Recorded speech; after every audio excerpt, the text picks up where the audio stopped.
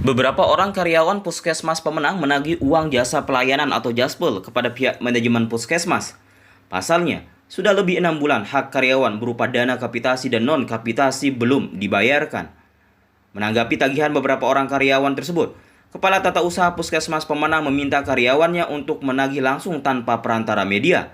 Dan dipastikan, uang jaspel itu belum akan dibayarkan karena Puskesmas Pemenang kehabisan uang untuk membayar beberapa piutang kepada pihak rekanan.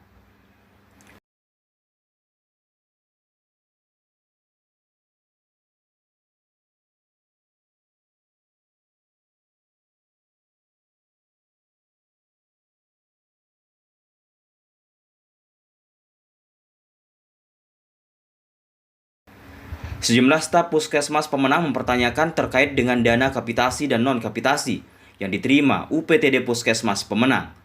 Pasalnya sampai saat ini mereka mengakui telah dihutangi terkait hak jasa pelayanan jaspel dari dua sumber tersebut. Atas persoalan itu, staf Puskesmas Pemenang pun melakukan protes kepada pihak manajemen yang dinilai tidak transparan menyangkut pengelolaan anggaran. Salah satu staf honorer Puskesmas Pemenang menyampaikan, sejak awal, pihak manajemen terkesan tidak transparan dalam pengelolaan keuangan. Pihaknya pun merasa dizolimi karena telah menjalankan kewajiban sebagai staf, namun justru hak mereka tidak ditunaikan dengan baik.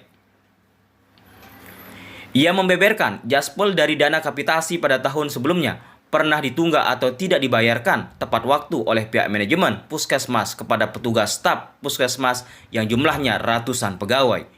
Dan tahun ini kembali terjadi hal serupa, di mana jaspel dari dana kapitasi yang pembagiannya sudah diatur, yakni 40% untuk jaspel dan 60% untuk operasional, justru kembali dihutang. Puskesmas mereka harus sudah melaksanakan kewajibannya secara penuh, sedangkan haknya mereka tidak dibagikan tepat waktu. Nah, itulah yang jadi persoalan besar Puskesmas ini.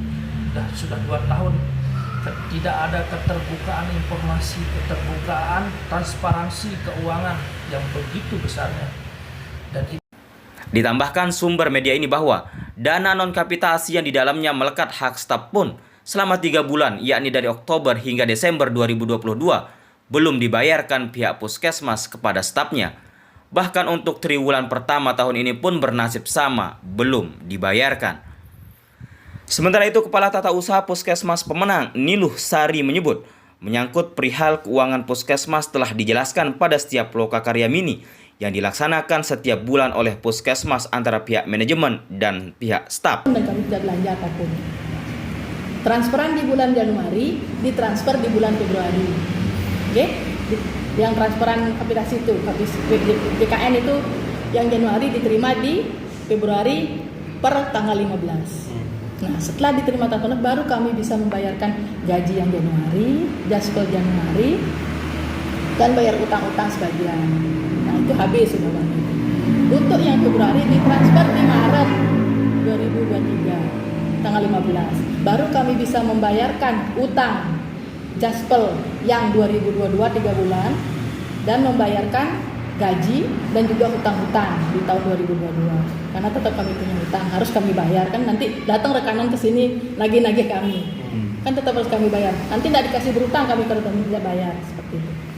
KTU Puskesmas Pemenang itu juga menyebut jika Puskesmas itu memiliki hutang kepada pihak rekanan untuk kebutuhan alkes dan beberapa sarana penunjang yang harus pihaknya bayarkan terlebih dahulu. Ditambahkan Niluh bahwa selain harus membayar hutang, juga karena adanya persoalan silpa yang terjadi di tahun 2022, di mana Puskesmas Pemenang jelasnya pada pagu penghasilan diestimasikan sebesar 1,6 miliar rupiah. Namun penghasilan Puskesmas Pemenang melebihi dari pagu tersebut, yakni sebesar 1,9 miliar rupiah. Sehingga dana silpa itu pun baru bisa digunakan pada anggaran perubahan dan untuk kebutuhan emergensi. Dari Pemenang, Kabupaten Lombok Utara, Tim Liputan, Sasak TV memberitakan.